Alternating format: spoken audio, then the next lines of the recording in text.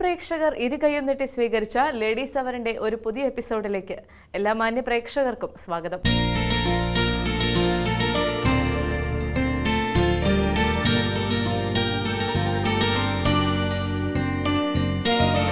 സ്വന്തം പ്രയത്നത്താൽ വിവിധ മേഖലകളിൽ ജീവിത വിജയം നേടിയ സ്ത്രീ വ്യക്തിത്വങ്ങളെ പരിചയപ്പെടുത്തുന്നു സ്മാർട്ട് ലേഡി.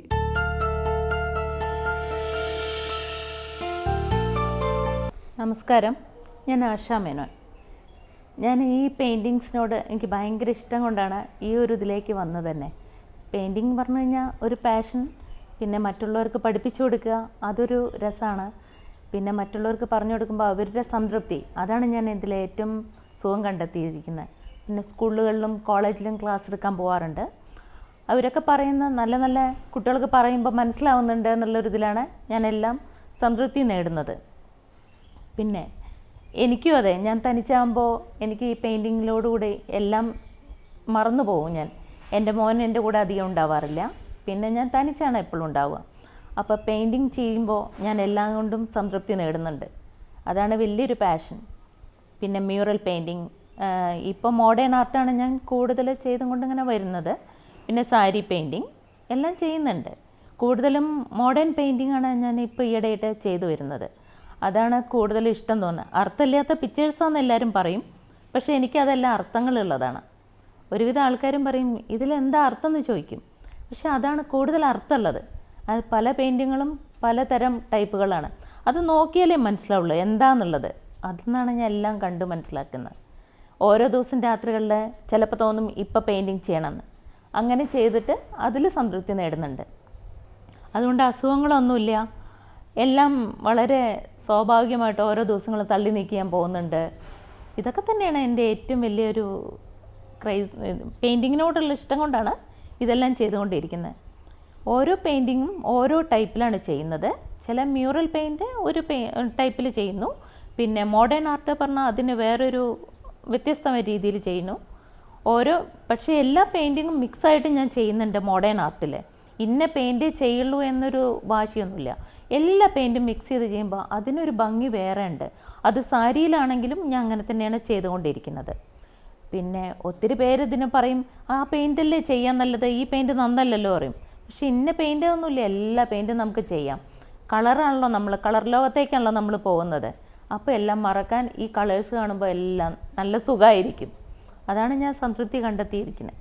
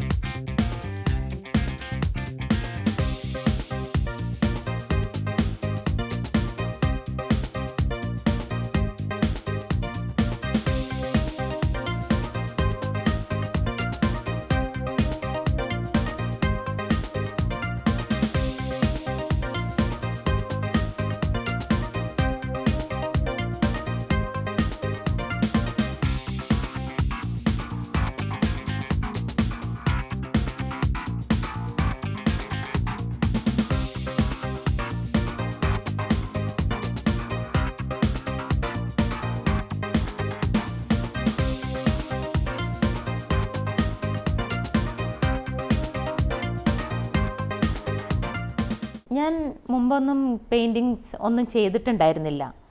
പക്ഷേ ഒറ്റയ്ക്ക് പെട്ടപ്പോൾ എനിക്ക് അമ്മയാണ് കൂടെ ഉണ്ടായിരുന്നത്. അമ്മ മരിച്ചു കഴിഞ്ഞപ്പോൾ പിന്നെ മോനാണ് ഉള്ളത് കൂടെ. മോൻ്റെ കാര്യത്തിന് പഠിക്കാനും ജോലി കാര്യത്തിന് പോയപ്പോൾ എന്തിലെങ്കിലും ഒന്ന് ഇൻവോൾവ് ആവണം, ഒന്നെങ്കിൽ പെയിൻറ്റിങ് ചെയ്തിട്ട്. അതാണ് എൻ്റെ ഒരു വലിയൊരു ഇതുണ്ടായിരുന്നത്. അങ്ങനെ പെയിൻറ്റിങ്സിലേക്ക് ഇറങ്ങി. ഞാൻ തൃശ്ശൂരാണ് പഠിക്കാൻ പോയിരുന്നത്. തൃശ്ശൂർ പഠിക്കാൻ പോയിട്ടുണ്ടായിരുന്നു. പാലക്കാട് വന്നിട്ട് ഞാൻ ഇവിടെ 2-3 ഇൻസ്റ്റിറ്റ്യൂട്ടിൽ പോയിട്ടുണ്ടായിരുന്നു. അവർ പല ടൈപ്പിലുള്ള പല മോഡലാണ് പഠിപ്പിച്ചു തരുന്നത്. പിന്നെ കുറേ പ്രൊഫഷണലായി പഠിപ്പിച്ച ആർട്ടിസ്റ്റുകളുണ്ട്. അവരൊന്നും വിടില്ല. ഒരു ബിജോയ് കോട്ടക്കൽ എന്ന് പറഞ്ഞാൽ എനിക്ക് ഒത്തിരി ഹെൽപ്പ് ചെയ്തിട്ടുണ്ട്. പെയിൻറ്റിങ് ഇന്നത് ചെയ്യണം, ഇന്നതാണ് അതിൽ പെയിൻറ്റിങ്സ് ചെയ്ത ഭംഗി ഉണ്ടാവുക, ഇന്ന കളേഴ്സാണ് നന്നായിരിക്കുക, ഇതൊക്കെ പറഞ്ഞു തരുമ്പോൾ അതൊക്കെ ഒരു വലിയൊരിതാണ്. പിന്നെ ഞാൻ തനിച്ചാണ് കൂടുതലും ഓരോന്ന് ഇന്നത് പറഞ്ഞ് പരീക്ഷിക്കാറുള്ളത്. മറ്റുള്ളവരിൽ നിന്ന് കിട്ടുന്നതിനും കൂടുതൽ ഞാൻ തനിച്ചാണ് എല്ലാം കണ്ട് മനസ്സിലാക്കിയിട്ടുള്ളത്. എല്ലാ പെയിൻറ്റിങ്സും മോഡേൺ ആർട്ടിൽ അർത്ഥങ്ങളൊന്നുമില്ല, പക്ഷേ അത് കളർ ലോകത്തേക്ക് പോകുമ്പോൾ അത് ഒരു ഡിഫറെൻ്റ് ആർട്ടായിട്ട് എനിക്കേ തോന്നിയതാണ്. അതുകൊണ്ട് ഞാൻ കണ്ടംപററി ആർട്ട് എന്നാണ് ഇതിന് പറയുന്നത്. അർത്ഥമില്ലാത്ത പിക്ചറാണല്ലോ, പക്ഷേ അതിന് അർത്ഥങ്ങൾ ധാരാളം ഉണ്ട് ആ പിക്ചറിനൊക്കെ. എന്താ അർത്ഥം എന്ന് വെച്ചാൽ എനിക്ക് തന്നെ പറഞ്ഞു തരാൻ പറ്റുന്നില്ല. ഒരു ഡിഫറെൻ്റ് ആയിട്ടുള്ള ആർട്ടാണത്. അതിൽ കുറേ കളർഫുള്ളായിട്ടുണ്ടാവും. ചിലപ്പോൾ നമുക്ക് ഒരാണും പെണ്ണും നിങ്ങൾ കാണുമ്പോൾ അതൊരു അയ്യേ ഇതൊരു വൃത്തികെട്ടൊരു പിക്ചറല്ലേ, ഇവരെന്താ ഇങ്ങനെ ചെയ്യുന്നത് തോന്നുകയായിരിക്കാം. പക്ഷെ അതിൽ ഒത്തിരി അർത്ഥങ്ങളുണ്ട്. ചിലപ്പോൾ ഫ്രണ്ട്ഷിപ്പായിരിക്കാം, നല്ലൊരു ഫ്രണ്ട്ഷിപ്പിൻ്റെ പിക്ചേഴ്സാണ് അതിൽ കൂടുതൽ വരുന്നത്.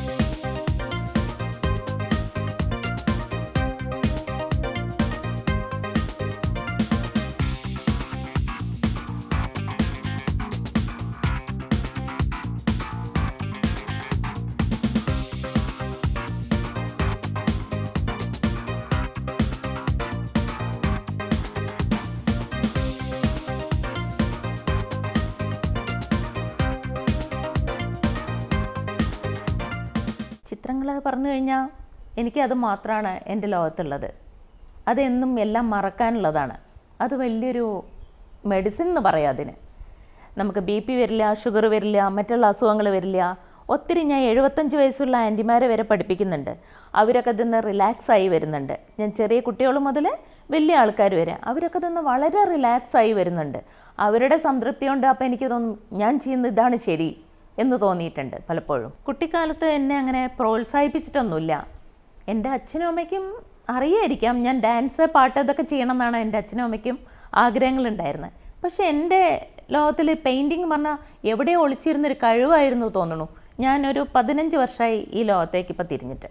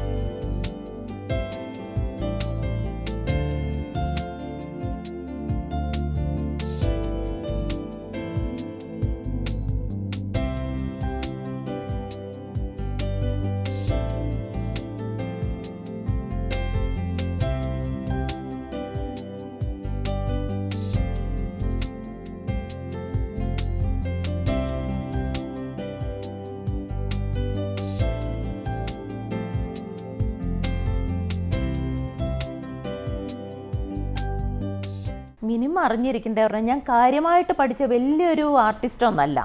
ഞാൻ വലിയൊരു ആർട്ടിസ്റ്റാണെന്ന് വെച്ചാൽ മാത്രമേ ഞാൻ ആധികാരികമായിട്ട് സംസാരിക്കാൻ എനിക്ക് പാടുള്ളൂ. ഞാൻ മനസ്സിലാക്കിയത് ഇതൊരു സ്ത്രീകൾക്ക് അതിൽ നിന്ന് നമുക്ക് വരവ് കിട്ടണം, നന്നായിട്ട് നമുക്ക് ഭയങ്കര റിലാക്സ് ആവും.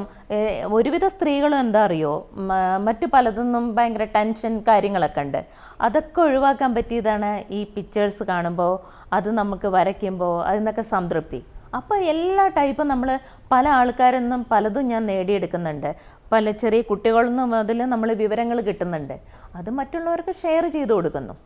ഇതാണ് ഞാൻ ചെയ്യുന്നത്.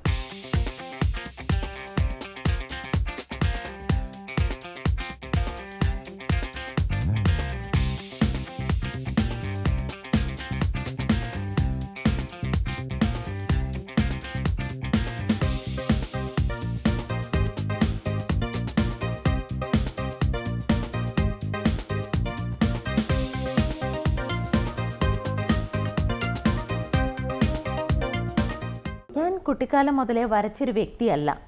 ഞാൻ ഒന്നും വരയ്ക്കില്ലായിരുന്നു. എൻ്റെ കസിൻസും എൻ്റെ വീട്ടിലുള്ളവരും പറയും, നീ ഒന്നും വരയ്ക്കില്ല, നിനക്കൊന്നും അറിയില്ലായിരുന്നല്ലോ, പിന്നെ എങ്ങനെ ഈ ഒരു ഇതിലേക്ക് വന്നു ചോദിച്ചിട്ടുണ്ട്. പലപ്പോഴും അവർ അത്ഭുതപ്പെട്ട ഒരു കാര്യങ്ങളാണ്. എൻ്റെ ഒരു ചേച്ചിയുണ്ട്, ആ ചേച്ചി ഡോക്ടറാണ്. ആ ചേച്ചി പറയും, നീ വലിയൊരാളാവണം, അതാണ് എൻ്റെ ആഗ്രഹം. എപ്പോഴും പറയുന്നൊരു കാര്യമാണ്. ആ ചേച്ചി പറയുന്ന ഒരു ഇത് കറക്റ്റായിരുന്നു. ഇപ്പം ആ ലോകത്തിൽ ഞാൻ വന്ന് നിൽക്കുകയാണ്. എന്നെ ഒത്തിരി പേര് പ്രോത്സാഹിപ്പിക്കുന്നുണ്ട്, എൻ്റെ വീട്ടിലുള്ളവരെ, എൻ്റെ മോൻ, എനിക്ക് വേണ്ടപ്പെട്ട ഒരുവിധം എൻ്റെ ആൾക്കാർ എന്നെ പ്രോത്സാഹിപ്പിച്ചും കൊണ്ടിരിക്കുകയാണ്. അതുകൊണ്ടാണ് ഈ ഒരു മേഖലയിലേക്ക് ഞാൻ തിരിഞ്ഞത്. ഇതൊരു നമ്മൾ പഠിച്ചിരിക്കണം, ആദ്യം നമുക്ക് ഈ കഴിവുണ്ടായിരിക്കണം എന്നൊന്നും നിർബന്ധമില്ല. ഇതൊക്കെ നമ്മുടെ സാഹചര്യമാവും നമ്മളെ ഇതിലേക്ക് ആക്കുന്നത്. ഞാനതാണ് മനസ്സിലാക്കിയത്. നമ്മൾ വരയ്ക്കും തോറും ആ രൂപത്തിന് മാറ്റങ്ങൾ വരുത്താം. നമ്മളൊരു രൂപം കണ്ടിരിക്കാം, പക്ഷേ ആ രൂപത്തിന് നമ്മൾ കുറേ മാറ്റങ്ങളുണ്ടാവും. പല ഷേപ്പിലാക്കും. ചിലപ്പോൾ നമ്മൾക്ക് ഒരു ഡിഫറെൻ്റ് ആർട്ടായി മാറ്റണം അതിനെ. എപ്പോഴും എല്ലാവരും വരയ്ക്കുന്ന ഒരു മോഡലായി മാറരുത്, എപ്പോഴും ഡിഫറെൻ്റ് ആയി ഇരിക്കണം. അതാണ് ഞാൻ വിചാരിക്കാറ്. ചിലപ്പോൾ നമ്മൾ ഉൾക്കൊള്ളാൻ പറ്റാത്ത ചിത്രങ്ങളായിരിക്കാം, ചിലപ്പോൾ നമുക്ക് ഉൾക്കൊള്ളാൻ പറ്റുന്നതായിരിക്കാം. ചിലർ പറയും ഇത് വളരെ ഡിഫറെൻ്റ് ആണല്ലോ ഈ ആർട്ട് ചോദിക്കാറുണ്ട്. കാരണം ഒരേ പിക്ചർ തന്നെ പലരും കോപ്പി അടിച്ച് ചെയ്യുന്നവരുണ്ട്. ഞാൻ ഒരേ പിക്ചർ തന്നെ ഞാൻ ചെയ്യാറില്ല. ഞാൻ എല്ലാം ഡിഫറെൻ്റ് ആയിട്ടാണ് ഞാൻ ചെയ്തുകൊണ്ടിരിക്കുന്നത്. എല്ലാ ആഗ്രഹങ്ങളേ ഉള്ളൂ.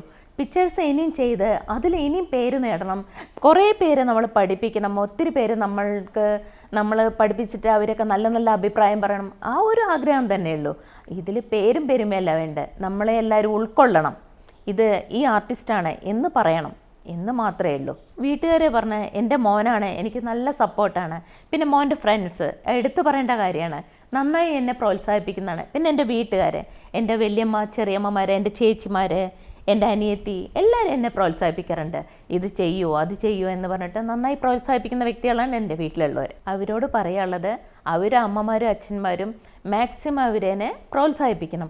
ഇപ്പം എന്താ വെച്ചാൽ കുട്ടികൾക്കൊക്കെ എല്ലാത്തിലും അവർ കൊണ്ടിടും, ഒന്നും അവർക്ക് അത് മുഴുവനായി തീരുന്നില്ല. അപ്പോൾ പെയിൻറ്റിങ്സ് പറഞ്ഞാൽ അതൊരു വഴിയല്ലേ, നല്ലൊരു കാര്യമല്ലേ. അത് ചെയ്തു കഴിഞ്ഞാൽ നന്നായിരിക്കും. എല്ലാത്തിലും തല വയ്ക്കുമ്പോൾ ഏതെങ്കിലും ഒന്നിൽ ഉറച്ചു നിൽക്കണം എന്ന് മാത്രമേ എനിക്കിതിൽ പറയാനുള്ളൂ. കുട്ടികളൊക്കെ ചെയ്യുന്ന ഇന്ന് പണ്ടത്തെ പോലെയല്ല, എല്ലാ പ്രോത്സാഹനം കൊടുക്കുന്ന അമ്മമാരും അച്ഛന്മാരും ഇന്ന മേഖലയിൽ കുട്ടികൾ തിളങ്ങണം എന്നാണ് അവർ ആദ്യം വിചാരിക്കുന്നത്. കുട്ടികൾക്കും നല്ല ഇൻട്രസ്റ്റഡ് ആണ്. ഞാൻ സ്കൂളുകളിലും കോളേജിലും ക്ലാസ് എടുക്കുന്ന ഒരു വ്യക്തിയാണ്. അതുകൊണ്ട് കുട്ടികളെ പറ്റിയിട്ട് ഒത്തിരി നമുക്ക് അറിയാം. കുറേ കുട്ടികൾ ഇത് ചെയ്യുന്ന കുട്ടികളുണ്ട്. എനിക്ക് ടീച്ചറെ പോലെ ആവണം എന്ന് പറഞ്ഞ കുട്ടികളും എൻ്റെ കൂടെ ഉണ്ട്.